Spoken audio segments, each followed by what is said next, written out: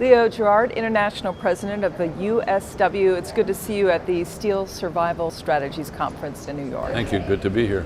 Obviously, big changes in Washington. I'd love to get the union perspective on that. I want to start first with regulations. Talk of changing regulations.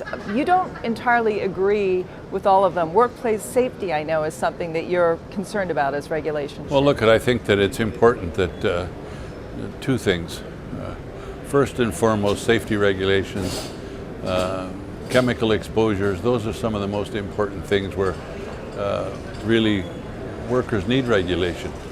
And then when it comes to the environment, remember the Steelworkers held the first conference on the environment in 1961. In 1961, we were saying that we needed to reduce pollution. We called it pollution in those days.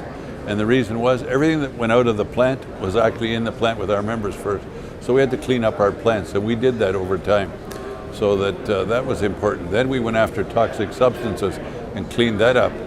And so it's important that those regulatory protections stay in place, and we'll fight to protect those. What about the issue of dumping? Do you think the Trump administration is making some progress in terms of righting some trade wrongs? Well, look, I think that it's important that this 232 investigation on steel, we believe it's important that it be a broad investigation and that it looks at those countries that cheat and those countries that cheat, what they've been doing over time. Take, for example, China. In 2000, let's call it 12 years ago. 12 years ago, China produced about the same amount of steel as America. Now, America produces 85 million tons of steel, and the Chinese produce 1.2 billion. That's 500 million tons of steel greater than their domestic capacity. 500 million tons of excess capacity is 75% of the world's excess capacity. And the Chinese will dump that into the market, depress prices, flaunt regulations, and do those things.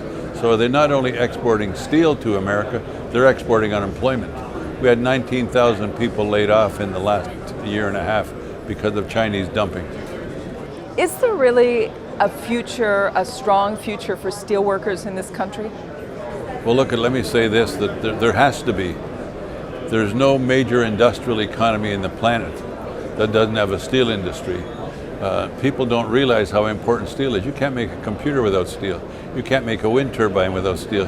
You can't make a solar panel without aluminum. You can't make glass without sand. So all of those things that come together, if there's no steel industry, who's going to build our bridges? If there's no steel industry, who's going to make our vehicles? If there's no steel industry, who's going to fix our computers? So it's important, and it's important that America understand that we're competing against countries that don't play by the rules. The forum I'm supposed to be on is called toe-to-toe. Let me say this, the people we're privileged to represent in the United States and Canada can go toe-to-toe with anybody if they're playing by the same rules as we are.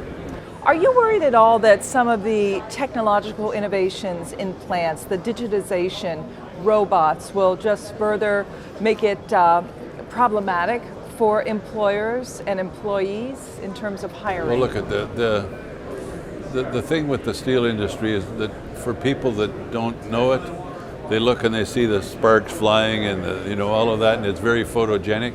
They look in the steel yard and they got rolls of steel. They think they're all the same. Each one of them is technologically and scientifically different.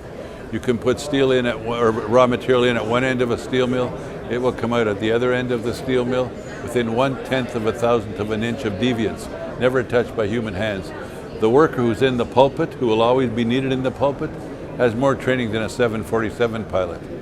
The steel industry is already very sophisticated. It's going to become more sophisticated, but at the same time, our members have the skills, the talent, and the ability to run those mills and repair those mills and fix those mills. The makeup of the workforce will change. There'll be less laborers and more technicians. There'll be less laborers and more people that know about hydraulics. There'll be more people that know about computers. So the industry will change. The jobs will become much more sophisticated, but there'll still need to be lots of jobs for steelworkers. And there needs to be a strong steel industry. If we don't have a steel industry that's strong, that jeopardizes national security.